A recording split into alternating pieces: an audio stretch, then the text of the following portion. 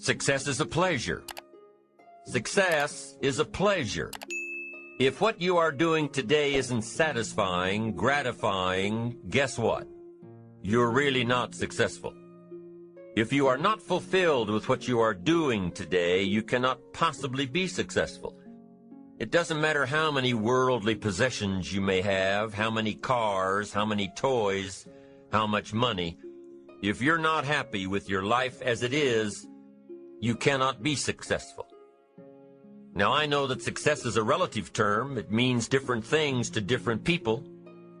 To a school kid, success may mean a star on top of his latest test. To a homemaker, it probably means that she has a well-run household and a wonderful family. To an outside professional, it's most likely the thrill of closing a major contract, or the pride in accepting a performance bonus, or being named the top-producing salesperson. But the one thing you will hear from everyone who is successful is that they are happy with who they are and what they are doing. They are happy, content, satisfied. Success is a pleasure. What have you done today that makes this day successful? Think about it and write it down. If at the end of the day you can jot down the things that have made it a good day, you will soon see patterns forming. This really is a good habit to get into. When you can see a pattern of pleasure, you'll know you're on the road to success.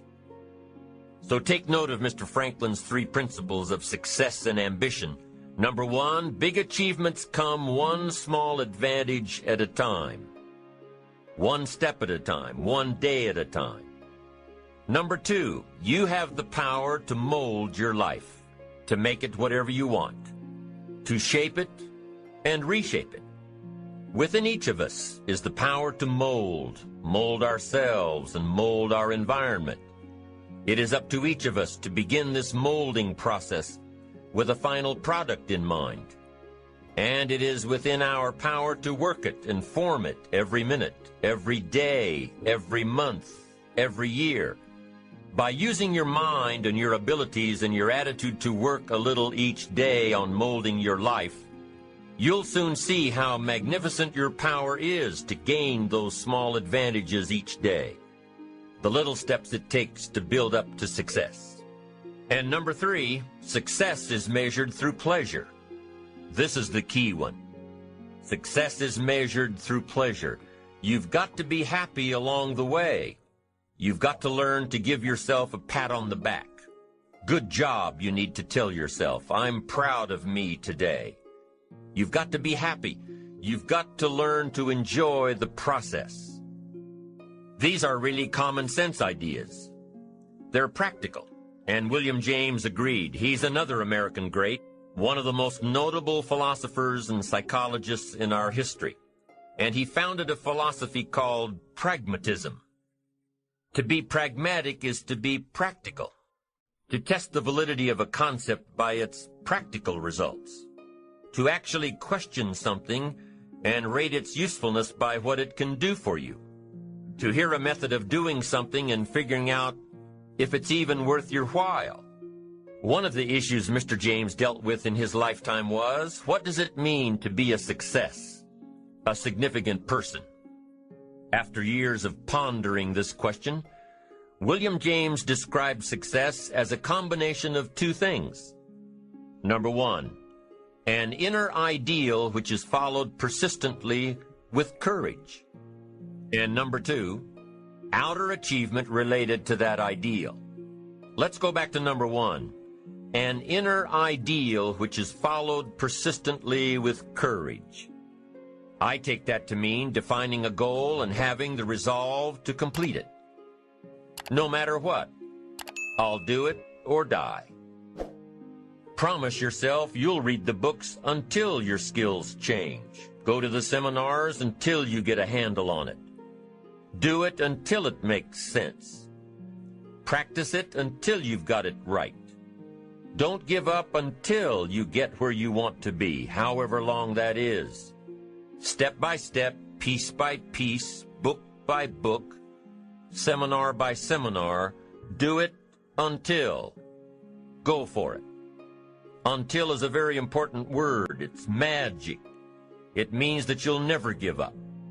Don't miss the chance to grow, to pay the price. Until you learn, change, grow. You'll discover some of life's great treasures when you pay that price.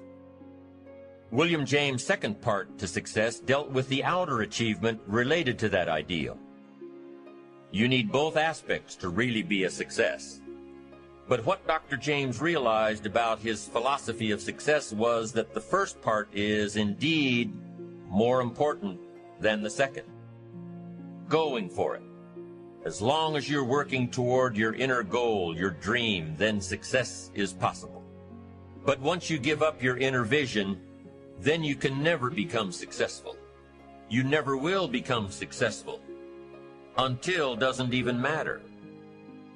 Now, maybe the person who's been working on a project for 10 years can be successful in his own right, if he's honestly working toward it, doing everything to make himself worthy of reaching the dream, really happy with where he is, doing it until. Then maybe he is a success. It's a personal thing, going for it one step at a time. Going for small accomplishments along the way for however long it takes. So let's think about this for a moment. What outside evidence or results or proof can be seen when you accomplish your goals one step at a time? You'll start to see things change around you, little things, not major things, but little everyday things, things you may not even notice unless you are paying attention. If you're one of those who'd rather stay up late and get up late, only to discover that your workplace doesn't fit your schedule, and you roll out of bed cursing the alarm clock every morning, maybe you could start with the little change of going to bed half an hour earlier than normal.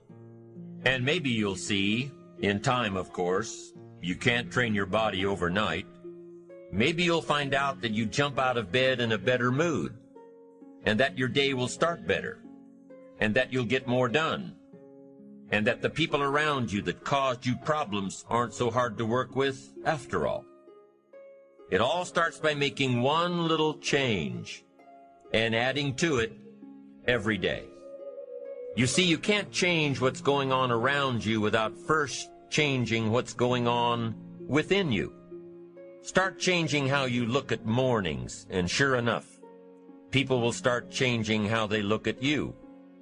When you start changing how you think, how you act, how you treat others, how you treat yourself, when you start responding instead of reacting to life, life will start responding to you.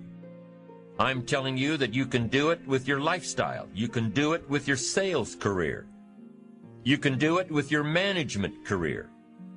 You can do it with any part of your life. If you are looking for equities unmatched, don't curse the only thing you have, seed and soil, sunshine and rain, miracle and seasons. But start processing things like we're covering in this program, and change will take off for you. You cannot believe what can happen in such a short period of time. So you ask yourself, what small changes can I start making today? Well, you can start in your car on your way to work. If you're sitting on the highway, stop and go traffic, moving at about 15 miles per hour tops.